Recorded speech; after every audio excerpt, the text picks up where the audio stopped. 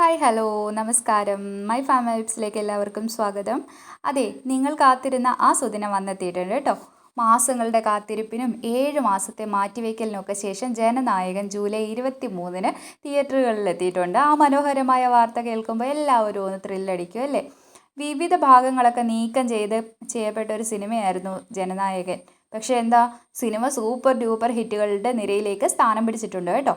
തമിഴ്നാട് മുഖ്യമന്ത്രിയായ ജോസഫ് വിജയുടെ താരജീവിതത്തിലെ അവസാനത്തെ കരിയർ ത്രില്ലർ മൂവിയാണ് ഏതെന്ന് പറയുന്നത്, ജനനായകൻ എന്ന് പറയുന്നത് കേട്ടോ.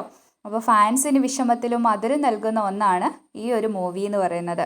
അദ്ദേഹം സിനിമാ ജീവിതം ഉപേക്ഷിക്കുമ്പോൾ ആരാധകർ നിരാശരാണെങ്കിലും അദ്ദേഹത്തിൻ്റെ റിയൽ ലൈഫിൽ അദ്ദേഹം ഏറ്റെടുത്തിരിക്കുന്ന ദൗത്യം എന്ന് പറയുന്നത് വളരെ വലുതാണ് കേട്ടോ.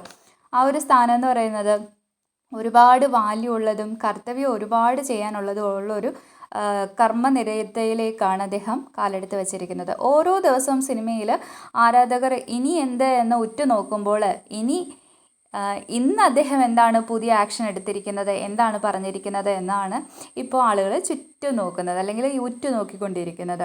പുതിയ മാറ്റങ്ങൾക്കും തുടക്കങ്ങൾക്കുമൊക്കെ 3 മാസം പൂർത്തിയാകുമ്പോൾ ഒരുപാട് മാറ്റങ്ങൾ അദ്ദേഹം തമിഴ്നാടിന് വേണ്ടിയിട്ട് കൊണ്ടുവന്നിട്ടുണ്ട്.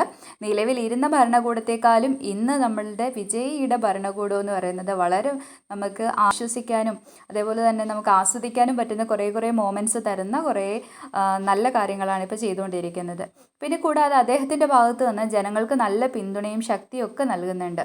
കൂടാതെ അദ്ദേഹം എന്ന് പറയുന്നത് നമുക്കറിയാം, സിനിമയിൽ നിന്നും രാഷ്ട്രീയത്തിലേക്കൊക്കെ ചുവട് വയ്ക്കുന്ന സമയത്ത് ഒരുപാട് വിമർശനങ്ങൾക്ക് വിധേയമായിട്ട് അദ്ദേഹം ഒരുപാട് കാര്യങ്ങൾ ഫേസ് ചെയ്യേണ്ടി വന്നിട്ടുള്ള ഒരു വ്യക്തിയാണ്. അപ്പോൾ അദ്ദേഹത്തെ സംബന്ധിച്ചിടത്തോളം ഇന്ന് അദ്ദേഹം ചെയ്യുന്ന ഓരോ കാര്യങ്ങളെന്ന് പറയുന്നത് വളരെ മഹത്തായ കാര്യങ്ങളാണ്. ഇപ്പോൾ ജനതയ്ക്ക് വേണ്ടിയിട്ടായാലും അല്ലാതെ രാഷ്ട്രത്തിന് വേണ്ടിയിട്ടായാലും ഒക്കെ അദ്ദേഹത്തിനെ കൊണ്ട് പറ്റുന്ന രീതിയിലെല്ലാം അദ്ദേഹം കാര്യങ്ങൾ മുന്നോട്ട് നയിക്കുന്നുണ്ട്. അപ്പോൾ ആരും കൊതിക്കുന്ന ഒരു CM എന്നുള്ള ഒരു ലെവലിലേക്ക് അദ്ദേഹം മാറിക്കഴിഞ്ഞു.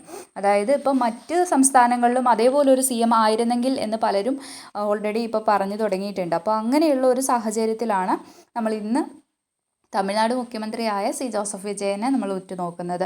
പിന്നെ ഇദ്ദേഹത്തിന് ഈ കാര്യങ്ങളൊക്കെ നന്നായിട്ട് നിർവഹിക്കാൻ കഴിയട്ടെ. അദ്ദേഹത്തിന് ദൈവം അതിനു വേണ്ടിയിട്ടുള്ള കരുത്തും ആയുസ്സും ഒക്കെ നൽകട്ടെ എന്ന് നമുക്ക് ഒന്നിച്ച് പ്രാർത്ഥിക്കാം. അദ്ദേഹത്തിൻ്റെ എല്ലാ മുന്നോട്ടുള്ള പടവുകൾ ചവിട്ടുന്നതിനും പങ്കാളിയായി നമുക്ക് ഓരോ ജനതയ്ക്കും മാറാം. നിലവിൽ ഈ സിനിമ ഇതുവരെ ആരും കാണാത്തവരാണെന്നുണ്ടെങ്കിൽ ഇന്ന് തന്നെ ബുക്ക് ചെയ്യുക. നമുക്ക് 23-ാം തീയതി മുതൽ ഓൾറെഡി റിലീസായിട്ടുള്ള ഒരു ഫിലിമാണ്. ഒരുപാട് തിയേറ്റർ നിറഞ്ഞു ഓടിക്കൊണ്ടിരിക്കുന്ന ഒരു മൂവിയാണ്. ഇപ്പോൾ തന്നെ എല്ലാവരും ബുക്ക് ചെയ്ത് നന്നായിട്ട് കാണുക, അതും തിയേറ്ററിൽ തന്നെ കാണുക. എന്നാൽ മാത്രമേ നമുക്ക് ആ ഒരു ആ ത്രില്ല് പിന്നെ അനുഭവിക്കാനെ കൊണ്ട് സാധിക്കത്തുള്ളൂ. അപ്പോൾ എന്തായാലും മറക്കാതെ എല്ലാവരും കാണുക കേട്ടോ. ഉടൻ അടുത്ത വിഷയവുമായി വരാം. താങ്ക്